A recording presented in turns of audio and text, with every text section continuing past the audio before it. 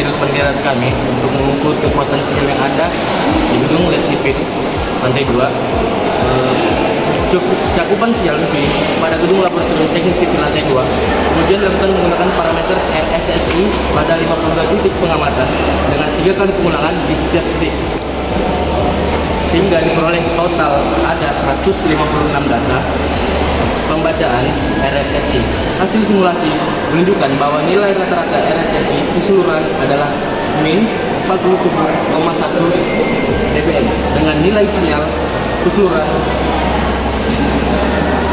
yang terkuat sebesar 31,0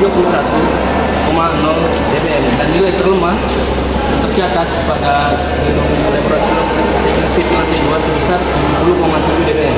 Secara umum, nilai tersebut menunjukkan bahwa kualitas sinyal wifi pada area penelitian berada dalam kondisi baik hingga sangat baik.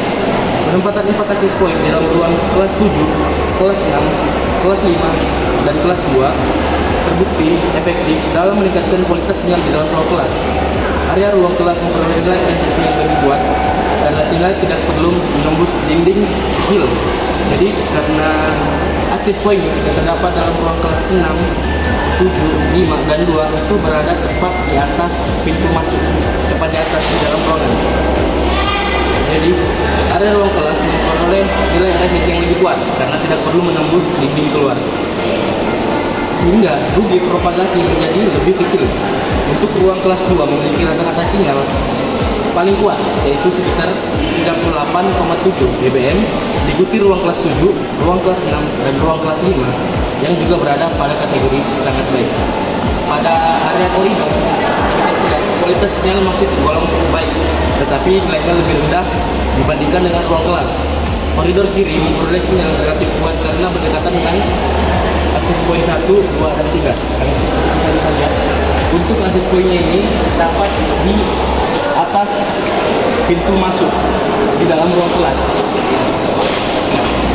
Sementara itu koridor atas dan koridor kanan masih berada dalam kategori baik meskipun mengalami penurunan akibat jarak yang lebih jauh serta adanya penghalang seperti dinding dan posisi ruangan.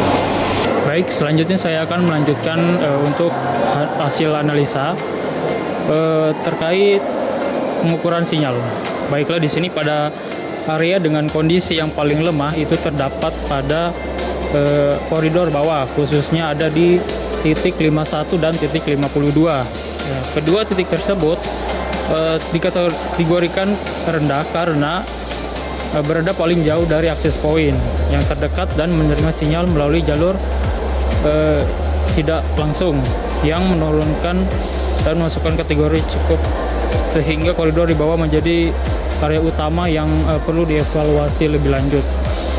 Selanjutnya untuk distribusi kategori RSSI menunjukkan bahwa 35 titik atau sekitar 67,3 berada pada kategori sangat baik, 14 titik atau sama dengan 26,9% itu berada pada kategori baik. Lalu 1,9% itu berada pada kategori yang cukup baik, dan juga di 3,8% berada kategori yang rendah.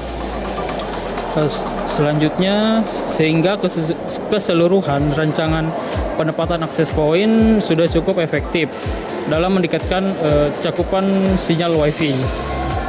Baik, dari hasil keseluruhan yang dapat disimpulkan bahwa dalam demikian hasil pembahasan menunjukkan bahwa penempatan akses poin itu di dalam ruangan kelas mampu meningkatkan kualitas sinyal secara kelas secara signifikan, dan juga untuk pemerataan sinyal di area koridor, terutama koridor bawah bagian kanan, masih perlu dioptimalkan lagi melalui penyesuaian daya pancar.